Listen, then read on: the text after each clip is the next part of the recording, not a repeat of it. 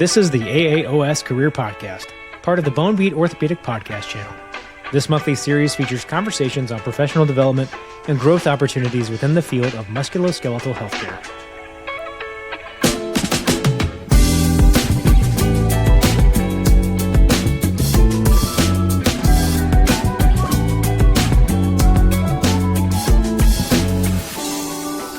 Hello everyone, I'm Ellen Lutnick, Chair of the Resident Assembly Executive Committee, and this is the Career Podcast through the AAOS. I'm here with Dr. Amiethab Aiyer for a conversation about how residents and fellows can mentor and inspire medical students in their journey through orthopedic surgery.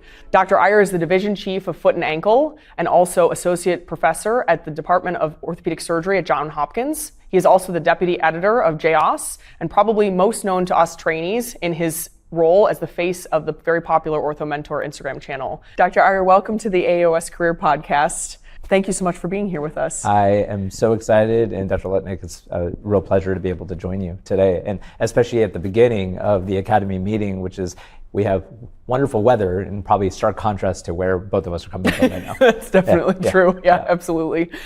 Speaking of beginnings, let's start about, we're talking about medical students and mentorship. Mm-hmm. In your path to orthopedics, how did that journey start for you? What made you interested in the field?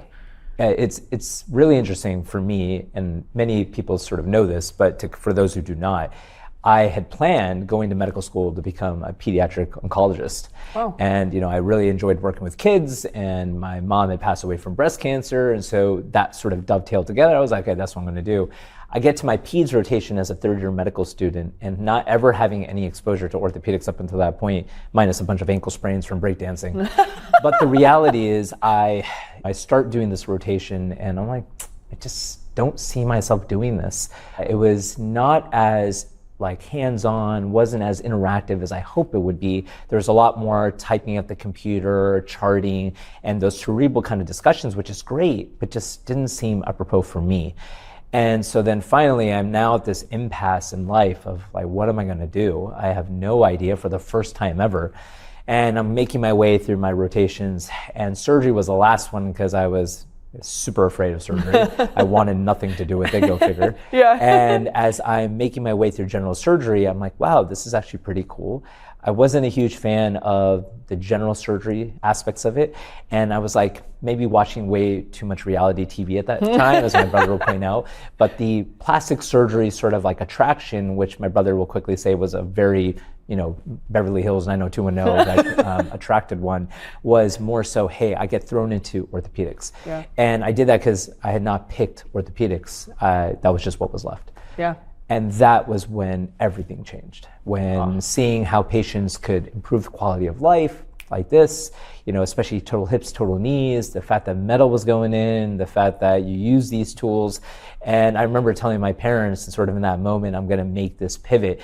And my mom in California screaming while I'm talking to my dad, you can't even cut vegetables. How are you going to actually cut on people? So the ironic part is now, obviously, when I do go home, my mom says, are you going to cut vegetables? I'm like, no, these hands are insured now. I can't do that. But that was probably the beginning of sort of how I got into sort of deciding upon orthopedics.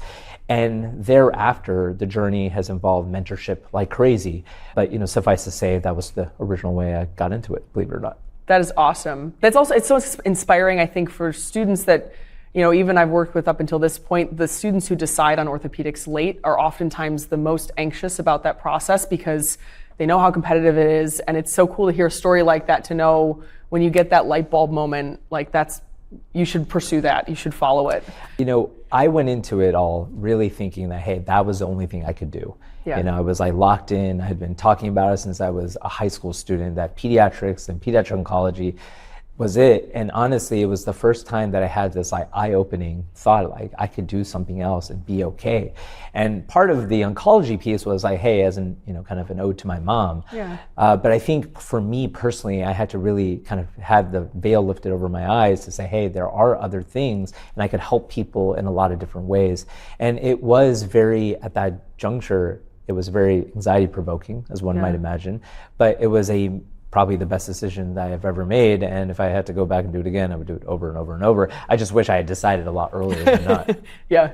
So thinking about that process, when you first kind of discovered orthopedic surgery, early in your medical school career, later in your medical school career, maybe than some of our students, but what were the mentors that you worked with? Is there someone who sticks out, things that you admired or sought after in that mentorship and those relationships that kind of helped to define that pathway for you? Yeah, where I went to medical school in Philadelphia, it was such a big, each class was 200 plus kids or thereabouts.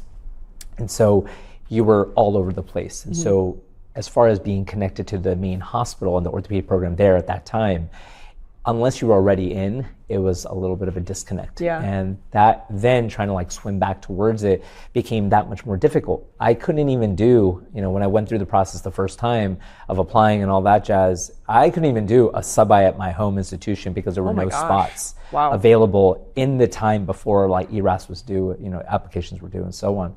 So it made it just that much more challenging to sort of figure out who do I lean on, who do I talk to. And I was very fortunate because thinking back now, one of my med school colleagues, her brother was an orthopedic surgery fellow at Harborview at that time in trauma and was going back to Penn.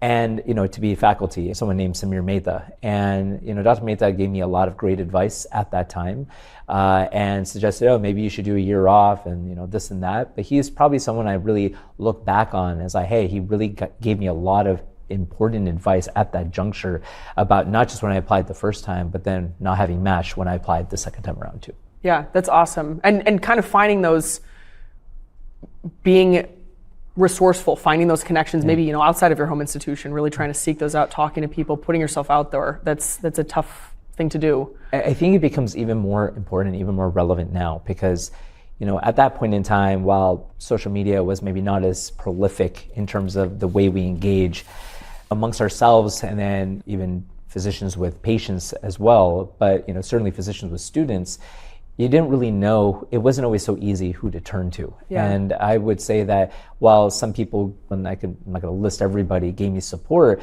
it was not always so easily accessible. So you really do have to be, thoughtful. And now, especially nowadays where there's more schools without home programs, there's just a greater number of people applying. People decide sometimes later, or they pivot, they're thinking one thing and then pivoting to ortho. And then you're just where do I turn to? And that is where things like social media and accessibility therein become so important for people to feel hey, I've got a network to lean in on. And it could be social media. It could also be a variety of our organizations, many of whom are obviously featured here at the Academy. Yeah, absolutely. It's a great segue to our next question, which is essentially what is it that you were looking for out of a mentor at that point in time? What advice do you have for someone who's maybe going through the process now? Yeah. Maybe who has all of these channels accessible to them, but what specifically do you think was the most useful thing to you to seek out? Yeah, I think what's really hard is to sort of, first you've got to just decide, what are you trying to do in your life? Is it ortho? Is it derm? Is it plastics? And I think really be committed to sort of that decision-making process and be very intentional about it. You've got to be very introspective. You've got to talk to family, friends, colleagues, hey, is this the field the right one for you? Then if you can make that decision and you decide to push forward with ortho, then that's where you can start thinking about who are the right people to link up with, who are the right societies to connect myself with as well, and then can I get connected with the programming or networking opportunities therein. And I think that's something, if I had to go back and give myself some advice, I would say, listen, you've got to think very intentionally about who can support you, who can sort of coach you, and ultimately who specifically can develop into a mentoring type relationship over time. I think I've definitely, people ask me, hey, you mentor a lot of people. I say, I probably don't mentor as many people as people realize. I probably either advise or coach specifically. And we don't need to get into the idiosyncrasies of what that means specifically, but mentorship is a very broad umbrella term. And it's also a longitudinal relationship. And so with some of these folks, some of that advice I was getting a lot more advising/coaching at that time. And certainly out of that forged mentorships that I certainly still lean on even to this day. But I would tell you, I probably just needed people to say, hey, who can tell me what are the strengths and weaknesses of my application? Where should I be looking for away rotations, especially because that's become that much more important now? How do I think about where I should be applying? Where am I competitive? How do I play to my strengths? And how do I, sort of take advantage of, is it research as important as we think it is? At least at that time, we've always thought that it was. And it still is important even this day, but things have changed, in a lot of ways in the way various programs evaluate students.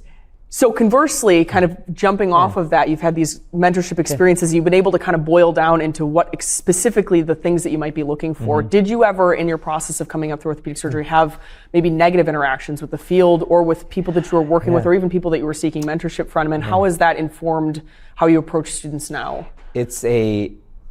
So I think we all go through residency, and we all know residency is tough, right? And we all know that we have that one attending, especially that we can all think of, that we're like, it's just so challenging to please that person in whatever way, shape, or form, no matter how perfect or imperfect things were.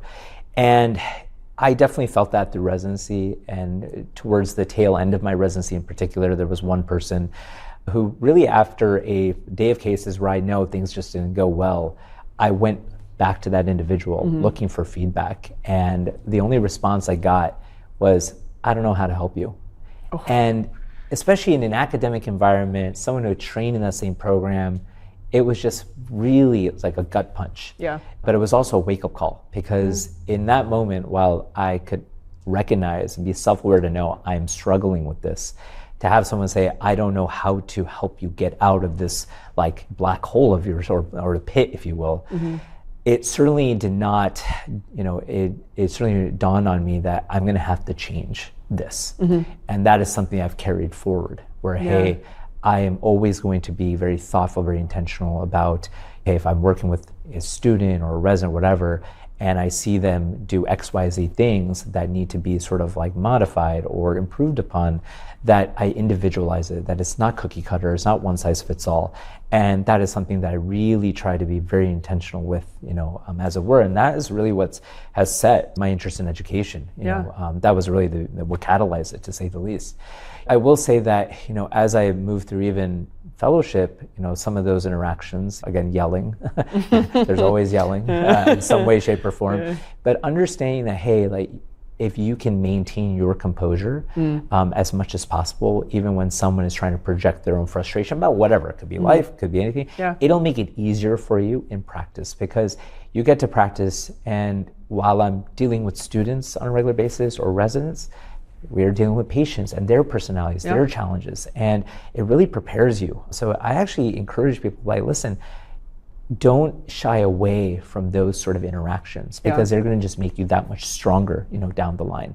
So I will say that you got to seek the people out that are going to help uplift you. But you also got to seek the people out that are going to be honest with you. But honesty and being critical has to be constructive. It has to allow you to grow. And in some of these instances, I definitely didn't grow as a result of that, but I sought growth on the heels of it. And that, I think, is perhaps one of the most important things I would encourage anybody to think about. Yeah, definitely. I mean, I think we, especially as residents, have all had those interactions. Like, sometimes it's someone's got something going on in their life or their practice, and it's maybe not even relevant to you, maybe it is relevant to you, but being able to take that situation and say, okay, even though this wasn't productive for me as a trainee right now, how is this going to be something that I grow from or learn from, or what is my takeaway from this? There's always a takeaway. There's always a takeaway, and a perfect example is I had a current chief who, we were in the OR a couple years ago, and we were fixing a stress fracture or something like that, hadn't healed. And literally, as the person is putting in the screw, and it's a locking screw, and into the base of the metatarsal, the locking screw itself, the head, broke off because there was there's not a torque limiter, and they had just applied too much force. And I was like, wait, go careful. And I think just one turn too tough, ended up head broke off. So you have the shaft of the screw in the bone, out, not in the plate, not doing what it's supposed to do. And I thought to myself in that moment, I was like, okay, it was like everything stopped. And I said, I could either get very upset about this, or I could talk to them about, hey, like, how, things to learn from that moment. And if I yell, if I get upset, they're not going to remember sort of why you have to know how to apply strength and when to pull back on that. And I remember that moment vividly, and I think that was the moment for me. I'm like, okay, this is why I have to do what I do, because I don't think that, and I don't personally believe, everyone has their own sort of different approach, but I don't think that yelling at that person at that moment would have accomplished anything for either of us. Sure, I would have vented, okay, I might have felt a little bit better, but then that night I would have been super upset, and my wife would have probably gotten even more upset at me for yelling in the first place. So there's that too. But I think that that's where, as educators, whether you're seasoned, whether you're younger, it's how do you sort of, bob and weave with the learners that are coming through, learners as students or as residents, as fellows. And that, I think, is why it's such a dynamic process, and why the notion of coaching, advising, sponsorship, mentorship is so, it's organic, but it's also it's a dynamic organism as well. Yeah, absolutely. And so from a trainee's perspective, I mean, I'm a resident now. Yeah. We're learning how to be surgeons. We're learning how to navigate this space. We're learning how to navigate these mentorship relationships with our own mentors. But we also now have students. I remember as an intern, like the first time you have a student following you around and you're like, I'm kind of in charge in some way, like they're looking to me for this learning experience. When you were a trainee, how did you navigate that, the process of kind of stepping into that role as a mentor for the first time? I think what's interesting is how many of those students are now residents, well, and actually, honestly, attendings.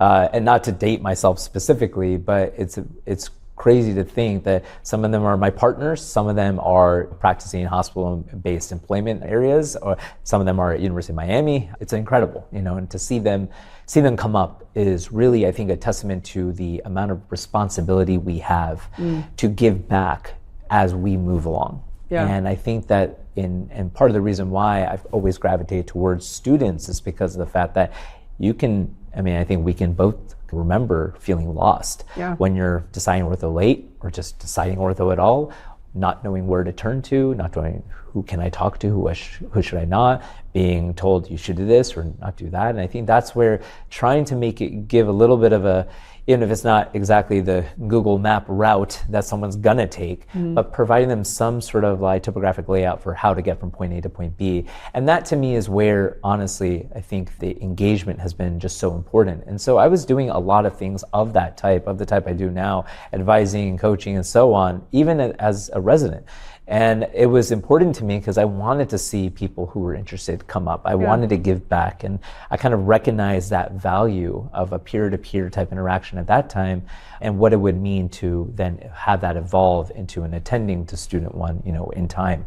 But I spent a ton of time at that juncture working with students and trying to get them to understand why orthopedics was the greatest. And I still spend a lot of time, trying to get students to realize why orthopedics is the greatest. And of course, then now with two little ones, a 5-year-old and almost 4-year-old, I have to get them to understand why orthopedics is the greatest, right? Irrespective of whether they're going to go into medicine or not. But yeah, it's definitely a responsibility that I take seriously. And I think I would encourage any educator to take, because you always have to think back. I think it's very easy, because of how stressful our lives are, as you move from learner to resident to fellow to attending, you forget what it's like. The further you are, it's like time travel. You go further ahead without realizing, hey, like what all it took to get through that initial stage. And I think for me, that's why I always pause and try to look back, because understanding where I came from can be beneficial, hopefully, for those around me who are trying to go through the same journey. Yeah, and to give some credit to our learners, I think even now I look at medical students coming up in the process, and it's only getting more challenging. It's only becoming more competitive. There's sure, there's more resources available, there's more stuff online. Maybe in certain ways things are more accessible, but there's also a lot more attention derived to it. I mean, there's a arms race on research. I'm sure we could probably have a whole podcast about that. Yeah. And it's challenging and it's stressful, and it is, even now as a trainee, you look back and sometimes you remember what it was like in those spaces for yourself, but then you're also fighting your own battles and figuring out the space that you're in currently. And it's hard to navigate, to do both of those at the same time, but it is so important. And that's the tough thing, and why I sort of made it a priority for myself then and now. It's because I always knew that it wouldn't be a priority for everybody, no matter where they were in their training or station in life. And that's okay. And, I don't try to go on a pedestal and say, oh, you should do this or should do that. But I think we always have to remember who gave to us at that time, who was that helping hand. And that to me is, and if you don't have the bandwidth to do it, then let me, in some way, shape, or form, try to do that. But the reality is that it has gotten more challenging. It means, And I think even with more resources means there's even more anxiety about it. And I think back to studying for like USMLE Step 1 and the multitude of resources sitting on my floor. Some books I never even opened, but I got them because everyone else was getting them. And it's just like, how do I consume all this information? And I think in the same vein, everyone has a thought, right? From the residents to faculty to the program directors, everyone has a little bit of a different gestalt about what to do, what's important, what's not.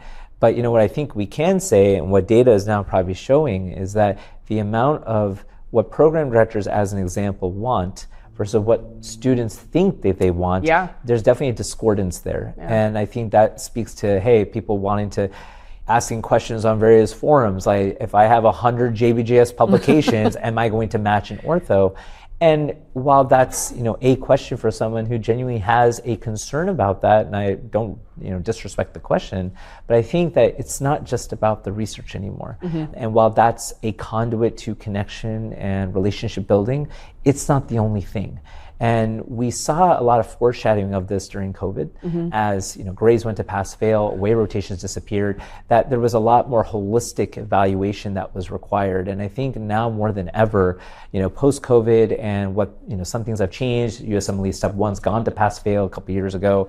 We now have signaling that's kind of involved too. So there's been a lot of change, and that means that the strategy behind it is A, super important. B, engagement with faculty advisors, at your institution or beyond is that much more important. And finally, your application needs to be that much more well-rounded when you're presenting it, because it's not just about any one thing.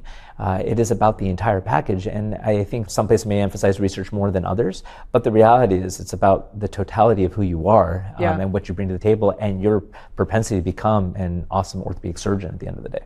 Yeah, that makes me feel good, because I feel like I have a sense of that, and in the students that I do work with, that's partially what I try to communicate. I'm going to pretend like this next question isn't just for me, but also for our listeners. What advice do you have for someone, maybe, you're correct, maybe this isn't everyone's jam. Not everyone wants to work with students and be the person that students come to for advice. But for those of us who are interested in that, and especially as we're coming up as trainees, what advice do you have? Because it's a skill set like anything else. You practice it, sometimes it works, sometimes it doesn't, but you develop that. What advice do you have for someone maybe with that similar interest? Yeah, I think that I never expected that my interest in education would lead to the opportunities that have presented themselves now, and curating and building out the platforms that I've helped build out. That is not something I ever thought would sort of make the mark that it's made. So I think you kind of have to define your own path in some ways, but also recognize that there are a lot, especially in education, there are a lot of educators who are very in tune with the mission and the importance of this. And again, there's a lot of focus on the residency, right? But there's also a lot of focus on those trying to become residents. And I think I really have tried to share with folks that it's not just about where they are in their training. It's about who they were even before they got to that start line.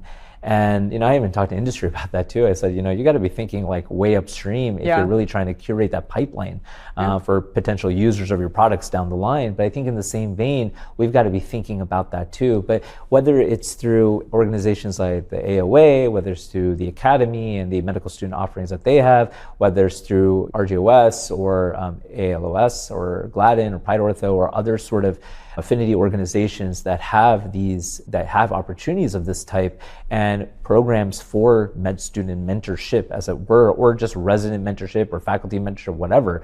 Those are ways to get involved with not just connection, but also education as well, which I think is so important. You do have, kind of medical student run societies like MSOS.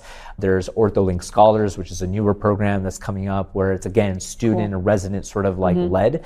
But the reality is that you can sort of jump in. There's now ways to jump in at any point in time. You just got to figure out, hey, to what extent do you put your foot in the water?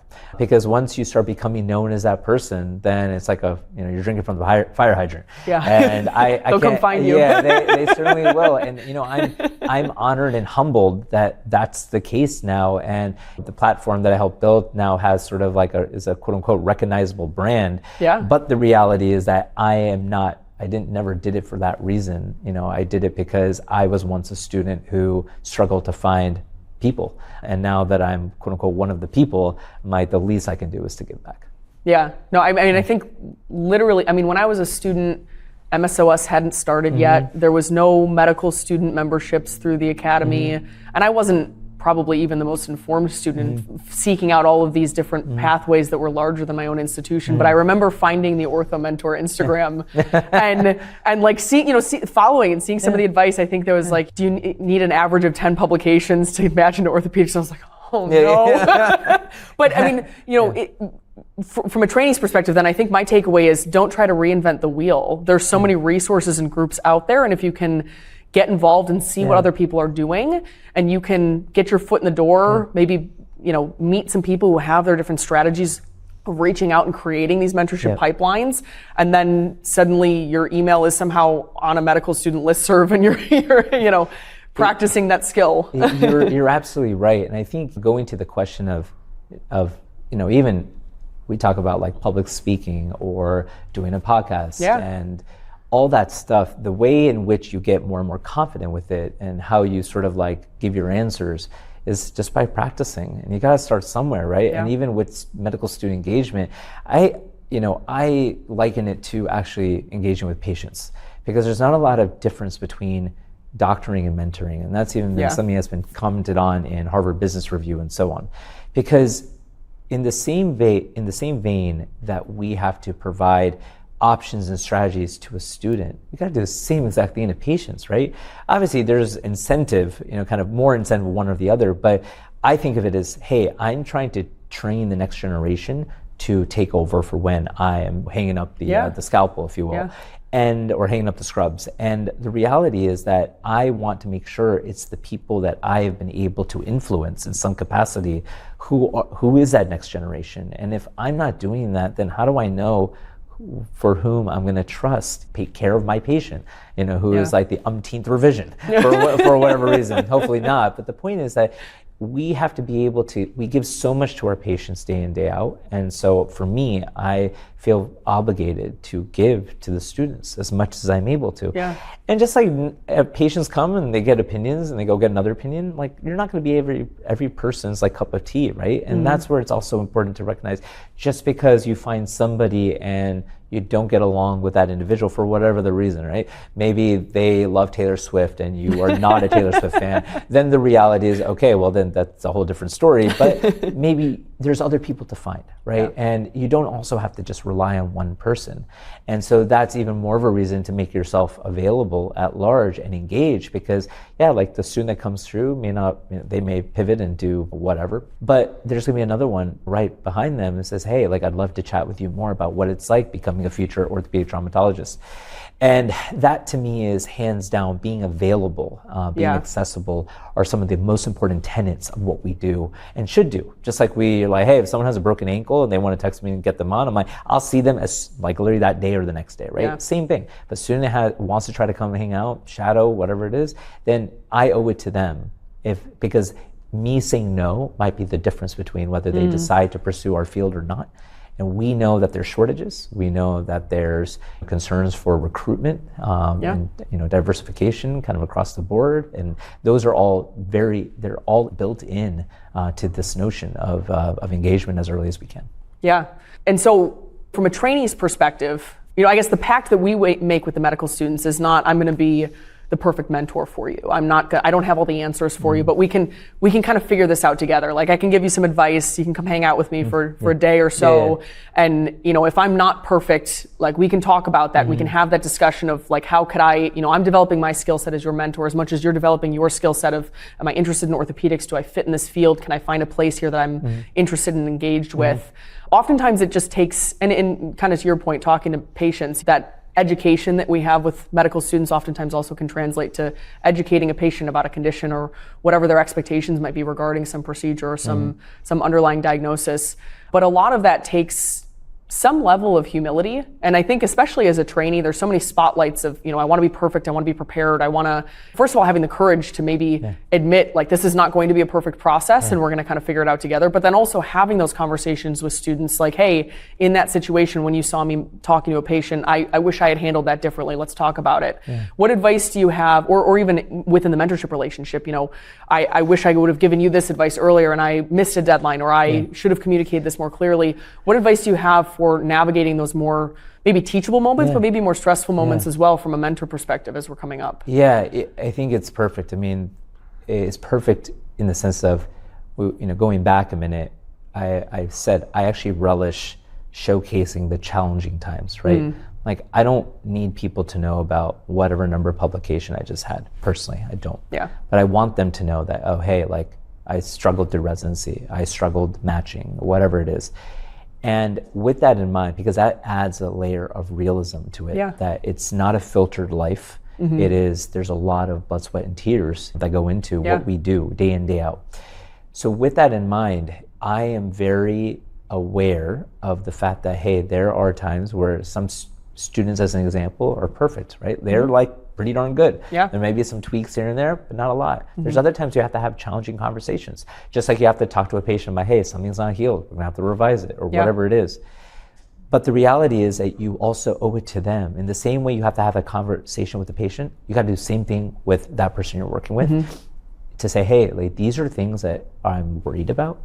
And because if you don't tell them in that moment, they may never hear it. And then it's too late. And away season has happened, and they've done whatever they've done, and they've burned bridges or whatever it is, and it goes back to this notion of the soft skills of what we do.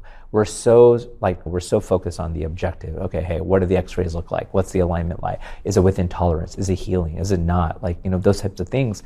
But when it comes to sort of interactions, interpersonal interactions, I don't think we have learned enough of that during medical school per se, in contrast to other disciplines in this world.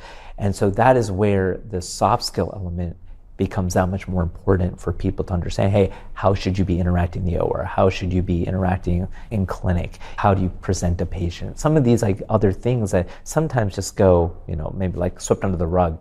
But I think in those are the teachable moments. Those are probably the most impactful ones, because students, as an example, are learners. They want to hear the truth. They want to hear the truth. And I always say, I'm not going to sugarcoat it, but I'm also going to give you advice on how to improve upon this.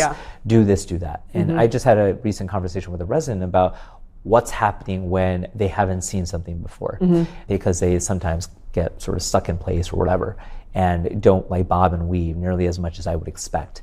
And we talk through some of like what's going on with them.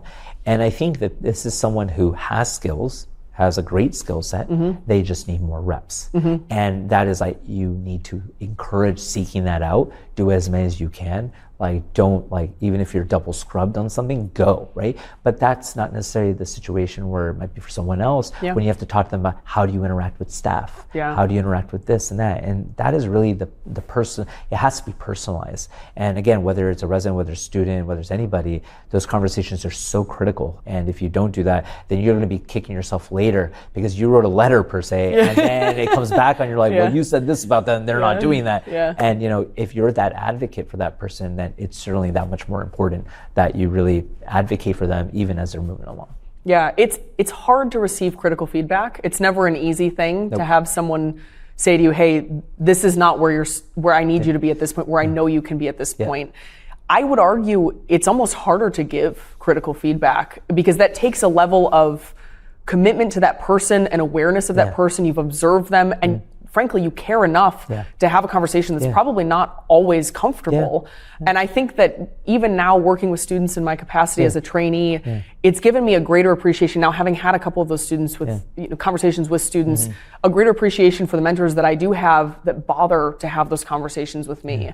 Kind of part of our conversation before leaning into that level of mentorship, the person who's going to tell you, like, this is what you need to hear in this situation. Like, positive feedback is great, but this is how you're going to get better. I couldn't agree with you more. And I think that that's so setting aside that time doing it in real time, not, in my humble opinion, not just through like one of those new innovation surveys that are like months and months later, and then you're like, oh, I didn't even know about this, right? And how many times, I mean, I dealt with that. I'm sure several residents across the country deal with that on a regular basis. And I would also just say that is where you're going to see real change, to have it in that moment. But I think the onus is in part on us to have that sit down. So we can get people to improve. Otherwise, we're just letting them fly by the seat of their pants, and we have no idea how things are going to turn out. And I do think that it is a struggle. I think a lot of people struggle to give critical feedback. And that's where personally, I very much lean into reminding residents when I'm talking to them about this, especially residents, but students too. I remember what this was like. Very vividly. I remember not matching. I remember the issues of not passing step 3 and what that led to. And I remember the struggles during residency. And so trying to look at it through that lens in particular, I think helps to level the playing field, because I'm not coming at it personally as an attending. I'm coming at it as someone who saw myself, and I'm very retrospectively evaluating what was it like and what could I have done to be better. So that way now I give that sort of toolkit to the residents now so they can get that much further, that much more efficiently. Yeah, that's awesome. And it's great that you can put yourself in that situation to humanize it in a way. What makes a good mentee? Like what makes that, from the mentee standpoint that you've seen, what can make that relationship that much more effective that our students and our trainees can kind of lean on? I think it's a matter of being present, right? And also at the same time recognizing that this person who is taking whatever amount of time, however little, however it's structured, formal and informal, they are available to you, but you being available to them is hands down that adds that two-way sort of bi-directional flow that mentorship in its purest form ought to have, right?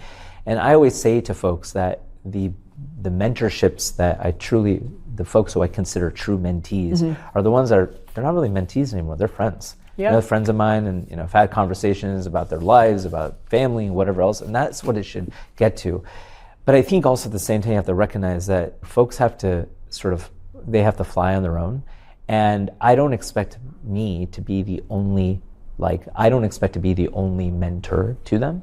I expect that they will sort of find different people at various stages, and that they'll have their own board, right? Board of people that are there, that from whom they can seek advice, seek mentorship, sponsorship coaching as necessary. But I think you also have to understand that it's not just about what you are receiving from these individuals, it's also about you giving back to them, because that's what allows the relationship to last. If you don't do that, then the relationship fizzles, and it will not, the survivorship will be in question.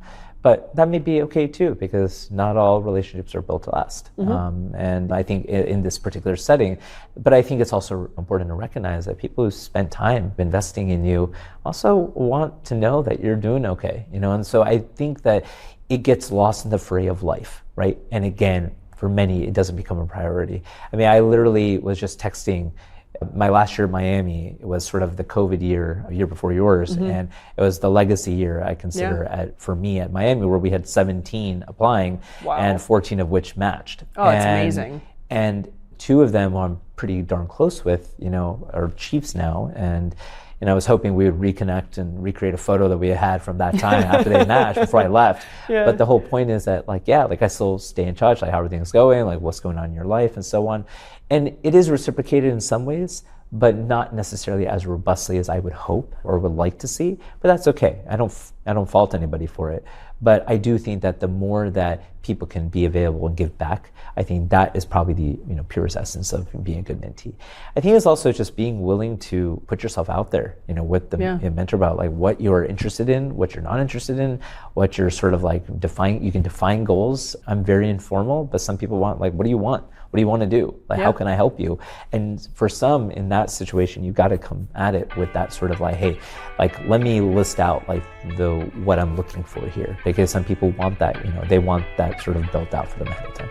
Yeah, that's awesome. I think we're about to be running out of time, but thank you so much for joining us. Thank you for your expertise. Of course, thanks. It's been a great conversation. Thank you very much. No, it was a pleasure to be here. Thank you for listening to this episode of the AAOS Career Podcast, part of the Bone Beat Orthopedic Podcast channel. production and editing provided by MK Quinn Media. Check out the video version of the podcast on the AAOS Career Podcast YouTube channel. To hear other conversations on professional development, please visit aaos.org/thebonebeat.